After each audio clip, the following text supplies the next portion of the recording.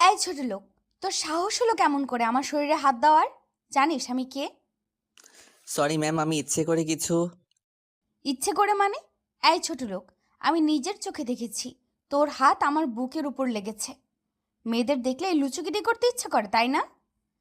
আপনি আমায় ভুল ভাবছেন, আমি ইচ্ছে করে কিছু করিনি। আমি সিট থেকে উঠতে গিয়ে আপনার সাথে আমার লেগে গেছে। Shut up! তোদের মতো ছেলেদের কারণে পাবলিক ট্রান্সপোর্টে কোথাও যাওয়া যায় না। রাস্কেল! এক হাত নিচের গালের উপর দিয়ে মাথাটা নিচু করে ফেলে অয়ন। অধরা অয়নের দিকে অগ্নি দৃষ্টিতে তাকিয়ে আছে। অধরার রাগটা এখনো কমেনি। অধরা নিজের অফিসে যাবে বলে বাড়ি থেকে বের হয়। মাঝপথে এসে অধরার গাড়ি নষ্ট হয়ে গেছে। গাড়িটা নষ্ট হয়ে গেছে দেখে অধরা পাবলিক ট্রান্সপোর্ট অর্থাৎ বাসে করে অফিসের দিকে রওনা দিল। অধরা যেই সিটে বসেছে ঠিক তার পাশের সিটে অয়ন এসে বসেছে। বাস আচমকা ব্রেক কষতেই অয়নের হাত ভুল করে অধরার বুকের উপর লেগে যায়। তারপর যেটা হবার ছিল সেটাই হলো।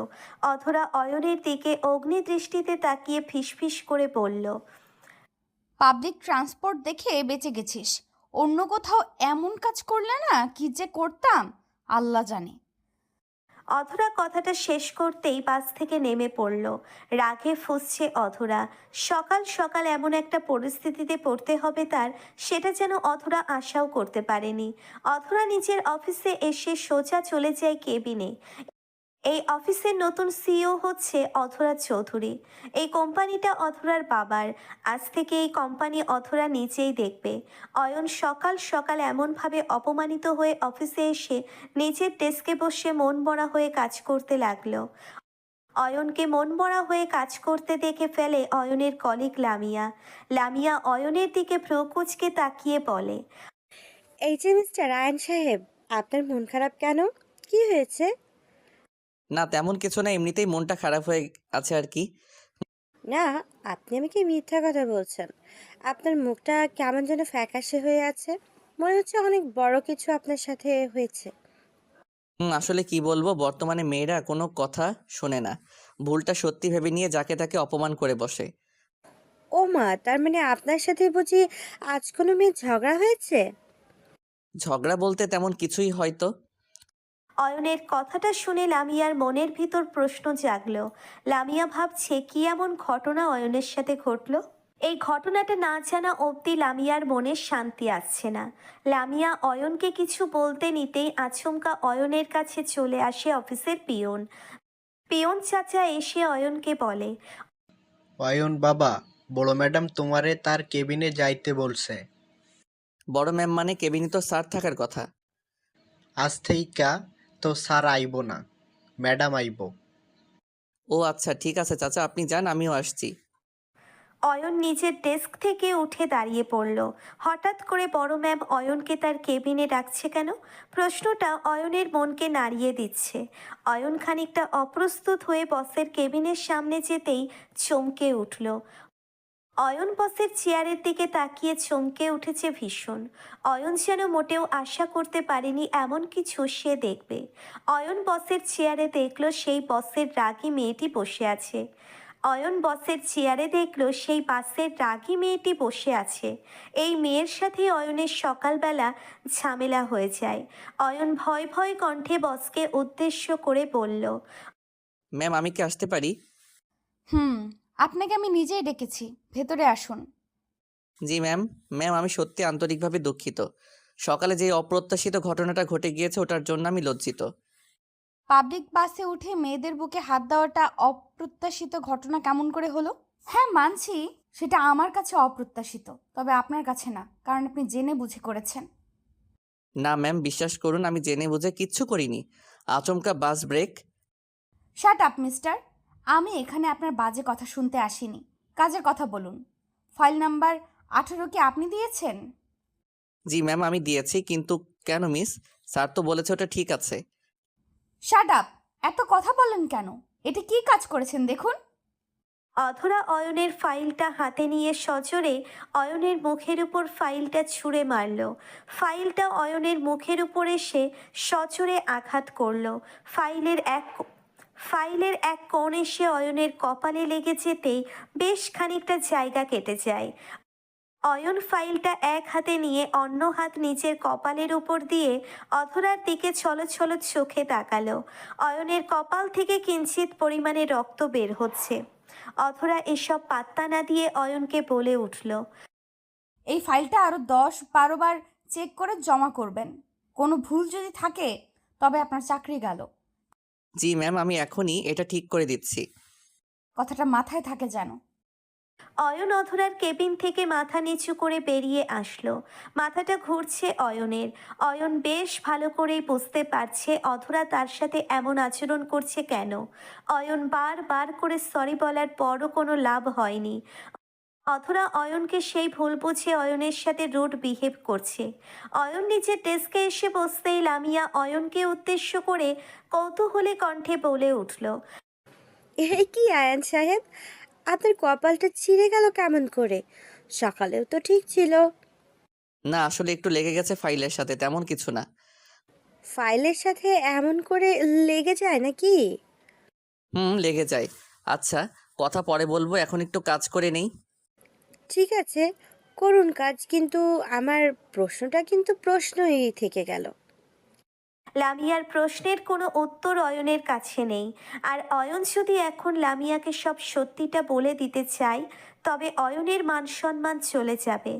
এখানে লামিয়ার কিছুই হবে না। অয়ন মুখ বুজে ফাইল চেক করতে লাগলো।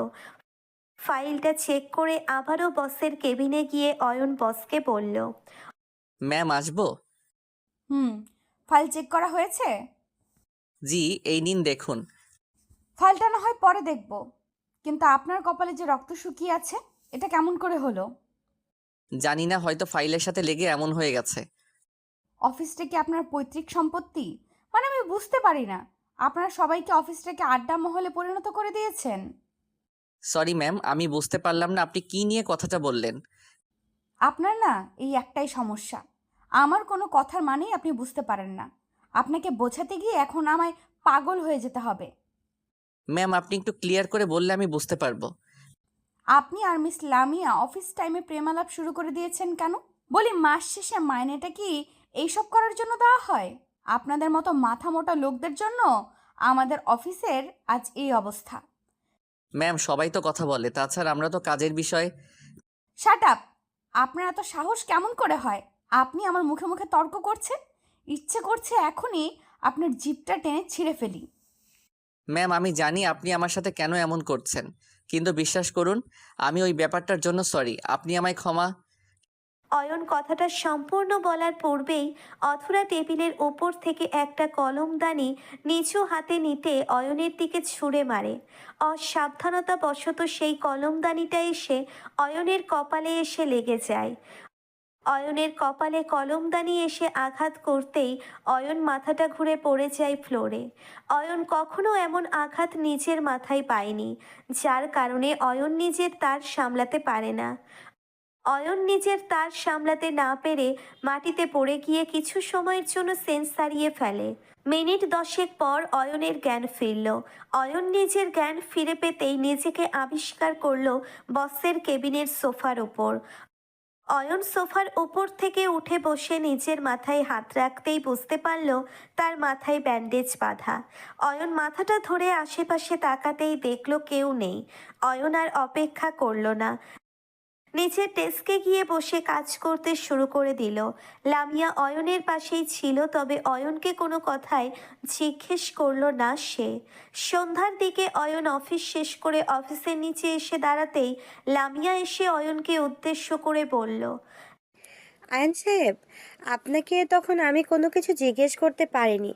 বস আপনার সাথে আমাকে কথা বলতে নিষেধ করেছেন। আমি বুঝতে পারছি না উনি এমন কেন করছেন। সেটা তো আমিও জানি না, কি আর করব বলুন।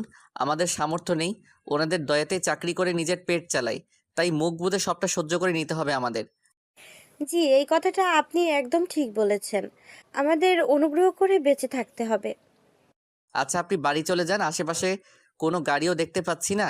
কি করছো, বাড়ি যাব? কিছুই বুঝতে পারছি না। আমার বাড়ি তো এখানেই, আপনার যেতে কোনো সমস্যা হবে না। কিন্তু আপনি কেমন করে যাবেন? আমাকে নিয়ে চিন্তা করবেন না, আল্লাহ যখন পা দিয়েছে হেঁটে হেঁটে চলে যেতে পারবো। আপনি সাবধানে যাবেন, ঠিক আছে? ঠিক আছে, আপনিও সাবধানে যাবেন।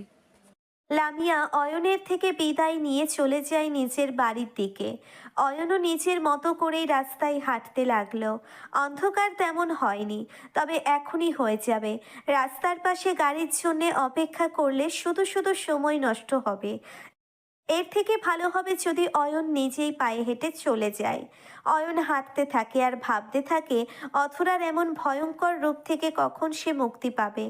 অথরা যেমন ব্যবহার করছে তার সাথে এমন ব্যবহার করলে অয়ন বেশি দিন এখানে চাকরি করতে পারবে না। অয়নের মাথাটা এখনো ঝিম ধরে আছে। অয়ন ভাবনা বন্ধ করে দিয়ে দ্রুত পায়ে হাঁটতে লাগলো। অনেক দূর হেঁটে যাবার পর আচমকা অয়নের কানে ভেসে আসে গোঙানির শব্দ। কোনো মেয়ে হয়তো এমন শব্দ করছে। অয়ন রাস্তার আশেপাশে ভালো করে চোখ বুলিয়ে নিয়ে দেখলো পুরো রাস্তাটি ফাঁকা আর নীরব। এখানে এমন শব্দ করবে কে, সেটাই অয়ন বুঝতে পারছে না। অয়ন বেশ কিছু সময় ধরে নিজের চোখ বুলিয়ে নিয়ে শব্দটাকে অনুসরণ করে খানিক এগিয়ে যায়। অয়ন আরও একটু এগিয়ে যেতেই চমকে উঠল। অয়ন দেখতে পেল রাস্তার পাশে অধরার গাড়ি পার্ক করা আছে, আর গাড়ি থেকে কয়েক কদম দূরেই কিছু লোক একটা মেয়েকে জোর করছে। এই দৃশ্যটা দেখার পর অয়ন মেয়েটিকে সাহায্য করার জন্য এগিয়ে যায়। অয়ন লোকগুলোকে পেছন থেকে ধাক্কা দিতেই একটা লোক অয়নকে উদ্দেশ্য করে বলে উঠল, এই শালা, চোখে দেখতে পাস না? ধাক্কা দিলি কেন? এই তোরা এখানে কি করছিস? এই মেয়েটাকে নিয়ে এখানে কি করছিস? কি করছি দেখতে পাচ্ছিস না? এই মেয়েকে নিয়ে আমরা মজা করছি। আমাদের বিরক্ত করতে আসিস না। চল কেটে পড়। না রে, আমি তো এখানে কেটে পড়ার জন্য আসিনি। এই মেয়েটাকে নিজ দায়িত্বে এখান থেকে মুক্ত করে নিয়ে যেতে এসেছি। কি বললি? এই তোরা শুনছিস? এই ছেলে নাকি এই মেয়েকে এখান থেকে নিয়ে যেতে এসেছে। তুই কি ভেবেছিস আমরা তোকে আর এই মেয়েকে এখান থেকে এমনি এমনি যেতে দিব? তোরা হয়তো জানিস না আমি কে। এই মেয়েটাকে তো আমি এখান থেকে নিয়েই যাব, দেখি কি হয়। অয়ন কথাটা শেষ করতেই লোকগুলো অধরাকে ছেড়ে দিয়ে অয়নের দিকে তেড়ে আসলো। অয়ন নিজের শরীরে বল দ্বারা কখনোই এই লোকগুলোর সাথে পেরে উঠবে না। তাই অয়ন প্ল্যান করে ফেললো কেমন করে এই লোকগুলোর সাথে মোকাবেলা করতে হবে। অয়ন নিজের প্ল্যান মতো লোকগুলোর থেকে খানিকটা পিছিয়ে গিয়ে একটা রড তুলে নিল। রডটা হাতে তুলে নিয়ে দুম করে একটা লোকের মাথায় সজোরে আঘাত করলো। লোকটার মাথায় আঘাত করতেই লোকটা মাটিতে লুটিয়ে পড়ল। অয়নের এমন বেপরোয়া আঘাত করা দেখে লোকগুলো ভয় পেয়ে যায়। অয়ন লোকগুলোকে তাড়া করতেই লোকগুলো নিজেদের জীবন বাঁচাতে দৌড়ে পালিয়ে গেল। লোকগুলো পালিয়ে যেতেই অয়ন অধরার হাত ধরে অধরাকে ফ্লোর থেকে তুলল। অয়ন অধরাকে নিজের সামনে দাঁড় করাতেই অধরা কান্না করে দিল। অয়ন অধরাকে সান্ত্বনা দিয়ে বলল, আপনি কান্না করবেন না এমন করে প্লিজ। দেখুন, এখন আর কোনো বিপদ নেই, তবে আমাদের এখনই এখান থেকে পালাতে হবে। ওরা আবার আসবে। অয়ন, আপনি আমায় ক্ষমা করে দিবেন। আমি আপনার সাথে অনেক বাজে আচরণ করে ফেলেছি। তারপরও আপনি আমাকে এমন করে সাহায্য করবেন সেটা আমি ভাবতেও পারিনি। দেখুন, ওই দিন যেটা হয়েছে সেটা আমি ইচ্ছে করে করিনি। আর এখানে আপনি ছাড়া অন্য কোনো মেয়ে থাকলেও আমি এটাই করতাম। মেয়েদের সম্মান করি, সর্বদা করে আসছি আর করব। সত্যি আপনাকে নিয়ে আমার মনের ভেতর একটা ভুল ভাবনা ছিল। আপনি আসলেই ভালো একটা মানুষ। এখন এসব কথা বলার সময় না। আপনি চলুন আমার সাথে, আমি আপনাকে বাড়ি অবধি পৌঁছে দিয়ে আসছি। জি চলুন। অয়ন অথরাকে নিয়ে দ্রুত এই রাস্তা থেকে গাড়ি নিয়ে বেরিয়ে পড়ল। অথরার জামার অনেকটা অংশ ছিঁড়ে গেছে, সেই কারণে অথরার হাতের বেশ কিছু অংশ দেখা যাচ্ছে। অয়ন অথরার দিকে একবার তাকিয়ে নিজের চোখ নামিয়ে নিল। অধরা নিজের হাত জোড়া দিয়ে নিচের বুক ঢেকে রেখে লজ্জা নিবারণের চেষ্টা করছে। অয়ন অধরাকে উদ্দেশ্য করে বলল, আপনি যদি কিছু মনে না করেন তবে আমার জামাটা আপনি ব্যবহার করতে পারেন। জি, আপনার সমস্যা হবে না তো? হুম, আমার কোনো সমস্যা হবে না, আমি ঠিক আছি। একটা কথা বলবো, আপনি কিছু মনে করবেন না তো? হুম, আমি কিছু মনে করব না, বলুন। আমাকে কি আপনি মন থেকে ক্ষমা করে দিয়েছেন? হুম, আমি ওসব কিছু মনে রাখিনি। তাছাড়া পুরনো কথা মনে রেখে কি কোনো লাভ আছে বলুন? আমি আপনাকে যত দেখছি ততই অবাক হচ্ছি। আপনি এমন কেন? আমি এমনই। আচ্ছা, ভালো কথা, আপনার বাড়ি চলে আসছি। এখন আপনি সেফ আছেন। ধন্যবাদ দিয়ে আপনাকে ছোট করতে চাই না, শুধু বলবো আপনি আমার পাশে না থাকলে সত্যিই আমি অসহায় হয়ে পড়তাম, আর এতক্ষণে অনেক খারাপ কিছু হয়তো আমার সাথে হয়ে যেত। আল্লাহ আছে আমাদের পাশে, তাই কোনো খারাপ কিছু হয়তো হতো না। তাই তো আমাকে ঠিক সময় ওখানে নিয়ে গেছে। অয়ন অধরাকে বাড়ি পৌঁছে দিয়ে নিচের বাড়ি চলে আসলো। অধরা অনেকবার অনুরোধ করেছে অয়নকে তার বাড়িতে আসতে, কিন্তু অয়ন চায়নি। অধরা বাড়ি ফিরে ফ্রেশ হয়ে নিয়ে খাবার শেষ করে নিল। অতঃপর নিজের রুমে শুয়ে শুয়ে এক ধ্যানে অয়নের কথা চিন্তা করতে থাকলো। অয়নকে নিয়ে সব ভাবনা বদলে গিয়ে এখন তার মনের ভিতর অয়নকে নিয়ে অন্য এক ভাবনা চলে এসেছে। অয়ন এখন অধরাকে নিয়ে নিজের মনের মাঝে ভালো লাগার অনুভূতি অনুভব করছে। অয়ন অধরাকে এক মিনিটেই নিজের করে নিল। অধরার সম্পূর্ণ মনের ভিতর এখন অয়নের বসবাস। সকালবেলা অধরা অফিসে এসে অয়নকে নিজের কেবিনে ডেকে নিল। আজ অধরা একটা নীল শাড়ি পরে এসেছে, যেটা অয়নের খুব ভালো লেগেছে। অয়ন অধরার কেবিনে এসে অধরার দিক থেকে নিজের চোখ ফেরাতে পারছে না। অধরা অয়নকে উদ্দেশ্য করে সরাসরি বলল, অয়ন, আমি আপনাকে একটা কথা বলতে চাই, আপনি যদি অনুমতি দেন তো। ম্যাম, আপনি এমন করে কথা বলছেন কেন? আপনার যেটা ইচ্ছা হয় বলতে পারেন। আসলে আমি বলতে চাইছি, আমাকে দেখে আপনার কেমন লাগছে? ভালোই লাগছে। তাছাড়া এই নীল কলারটা আমার ভীষণ প্রিয়। সত্যি? আপনি আমার মন রাখতে গিয়ে কথাটা বলছেন না তো? না ম্যাম, আমি সবসময় সত্যি কথাটাই বলতে চেষ্টা করি। মিথ্যা বলেই বা কী লাভ? হুম, আমাকে বিয়ে করবেন আপনি? আমি আপনাকে পছন্দ করি, বলতে পারেন ভালোবেসে ফেলেছি আপনাকে।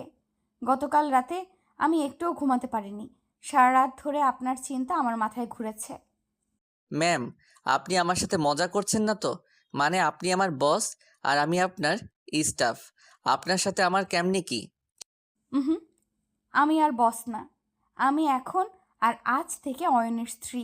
আমাকে আর কখনো বস বলবে না। ঠিক আছে, আমি তাহলে এখন আসছি, কেমন? ওই, তুমি কোথায় যাও? আমি তোমাকে কিছু বলেছি, সেটার উত্তর দাও আমায়। কি বলেছেন ম্যাম? উফ, আমি তোমাকে ভালোবাসি ভালোবাসি, এবার শুনেছো? তাহলে চলো না আজকে বিয়ে করে ফেলি, তাছাড়া আমিও চাইছি না আর বিলম্ব করতে। সত্যি অয়ন, তুমিও আমায় ভালোবাসো? জি, আমিও আপনাকে অনেক পছন্দ করি, তাও প্রথম দেখাই। আই লাভ ইউ অয়ন, আমি তোমাকে ছাড়া বাঁচতে পারবো না। অধরা কথাটা বলে শেষ করতেই অয়নকে শক্ত করে জড়িয়ে ধরল। অয়নও অধরাকে নিজের বুকের সাথে মিশিয়ে নিল। অফিসের বস থেকে অধরা এখন অয়নের স্ত্রী। স্বামী স্ত্রীর সম্পর্কে আবদ্ধ হয়ে তাদের ভালোবাসাটা সামনের দিকে এগিয়ে যাবে। আমাদের চারপাশে এমন অনেক ভালো লোক থাকে, যাদের আমরা ভুল বুঝি অনেক বাজে আচরণ তাদের সাথে করে ফেলি। আমাদের বোঝা উচিত কেউ ভুলের ঊর্ধ্বে নয়। ক্ষমা করে দেওয়ার থেকে বড় শান্তি আর কিছু নেই। অয়ন আর অধরার জন্য সবাই দোয়া করবেন, তারা যেন সব সময় এমন করেই ভালোবাসায় আবদ্ধ থাকতে পারে।